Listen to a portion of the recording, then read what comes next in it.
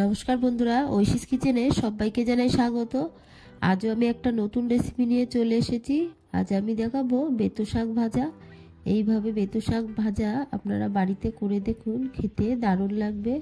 প্রথমেই আমি গ্যাসে কড়া বসিয়ে দিয়ে তেলটা গরম হলে বড়ি দিয়েছি। বড়িটাকে ভালো করে নেড়ে ভেজে নেব। বড়িটাকে খুব কড়া করে ভাজবো না। দেখুন বড়িটা গায়ে এরকম কালার এসে গেলেই তুলে নেব।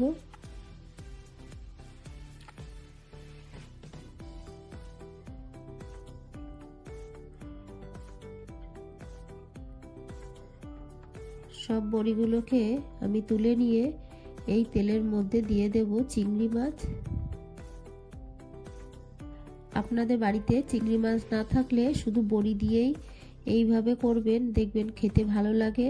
বা বড়ি না থাকলে চিংড়ি মাছ দিয়েও করবেন, সেক্ষেত্রেও খেতে ভালো লাগবে। আমি এখানে 100 গ্রাম চিংড়ি মাছ দিয়েছি। দিলাম হলুদ গুঁড়ো, লবণ দিয়ে ভালো করে নেড়ে ভেজে নেব।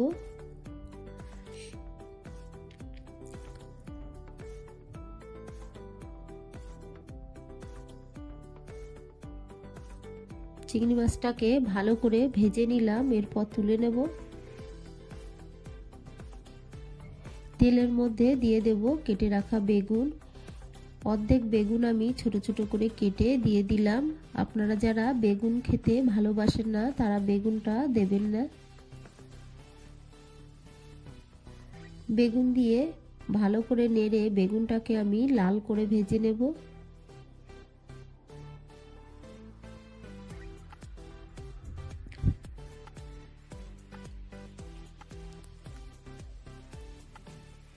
বেগুন ভাজার সময় আমি আর লবণ হলুদ কিছুই দিলাম না। দেখুন বেগুনটাকে ভেজে নিয়েছি, এরপর তুলে নেব।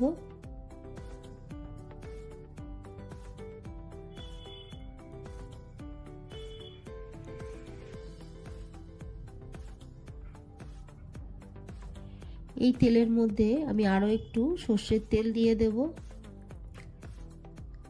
তেলটাকে গরম করে নেব। এরপর এর মধ্যে দিয়ে দেব দুটো শুকনো লঙ্কা। শুকনো লঙ্কাটাকে আমি দুফালি করে দিলাম। একটু নেড়ে নিয়েছি। লঙ্কার গায়ে দেখুন কালার এসে গেছে। এই সময়ে একটা ছোট সাইজের কুচানো পেঁয়াজ দিলাম।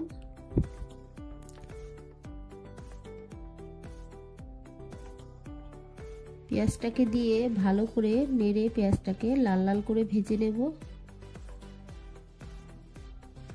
আপনারা যারা রসুন খেতে ভালোবাসেন এই সময় একটু রসুন দিয়ে একসঙ্গে ভেজে নেবেন। দেখুন পেঁয়াজটাকে ভালো করে ভেজে নিলাম। এরপর দিয়ে দেব চেরা কাঁচা লঙ্কা। ঝালটা আপনারা বুঝে দেবেন। লঙ্কাটাকে দিয়ে একটু নেড়ে নিয়ে কেটে রাখা বেতো শাক দিয়ে দেব। বেতো শাক প্রথমেই ভালো করে কেটে ধুয়ে আমি জল ঝরিয়ে রেখেছি। কিছুটা বেতো শাক দিয়ে উল্টে পাল্টে মিশিয়ে নেব। শাকগুলো আগুনের তাপ পেলে কমে আসবে। এই সময়ের মধ্যে বাকি বেতো শাকগুলো দিয়ে দেব।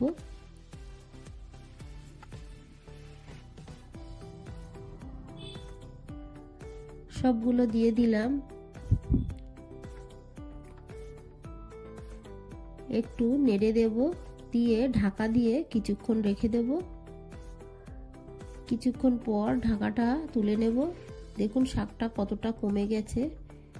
এই সময় এর মধ্যে ভেজে রাখা বড়ি আর চিংড়ি মাছ আমি দিয়ে দেব। দিয়ে ভালো করে নেড়ে নেব।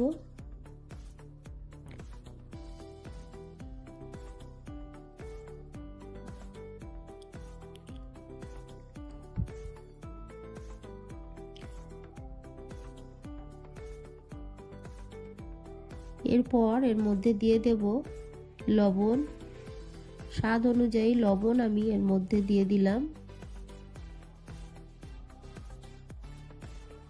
দিয়ে ভালো করে মিশিয়ে নিলাম। এরপর ঢাকা দিয়ে আরো কিছুক্ষণ রেখে দেব। কিছুক্ষণ পর ঢাকাটা তুলে আমি ভেজে রাখা বেগুনগুলো দিয়ে দেব। দিয়ে ভালো করে নেড়ে মিশিয়ে নেব। শাকটা যখন 80% হয়ে যাবে সেই সময়ে ভেজে রাখা বেগুনটাকে দিতে হবে, না হলে বেগুনটা ঘেটে যাবে।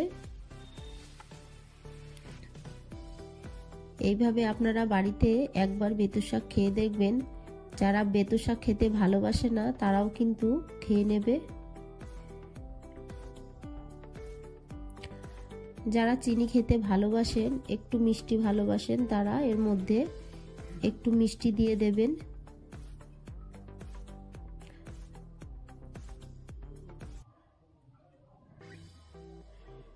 শাকটাকে আমি কিছুক্ষণ নেড়ে নিয়ে একটু চেখে দেখব লবণ ঝাল ঠিক আছে কিনা। লবণ ঝাল ঠিকই আছে। আরো একটু নেড়ে নামিয়ে দেব।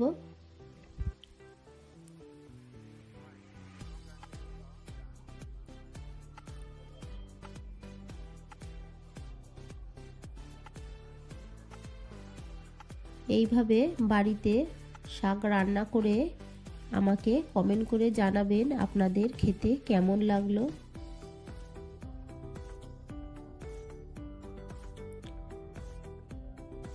শাক ভাজাটা আমার হয়ে গেছে, আমি গ্যাসের ফ্লেমটাকে অফ করে দেব। আমার এই রেসিপিটি আপনাদের ভালো লাগলে প্লিজ আমার চ্যানেলটিকে সাবস্ক্রাইব করে পাশে থাকা বেল আইকনটি ক্লিক করে দেবেন, তাহলে আমার নতুন ভিডিও নোটিফিকেশান আপনাদের কাছে পৌঁছে যাবে। রেসিপিটি ভালো লাগলে একটা লাইক করতে ভুলবেন না। রেসিপিটি কেমন লাগলো আমাকে কমেন্ট করে জানাবেন। পুরো ভিডিওটা দেখার জন্য সবাইকে জানাই অসংখ্য ধন্যবাদ। ভালো থাকবেন, সুস্থ থাকবেন। আবার দেখা হবে পরের ভিডিওয়ে।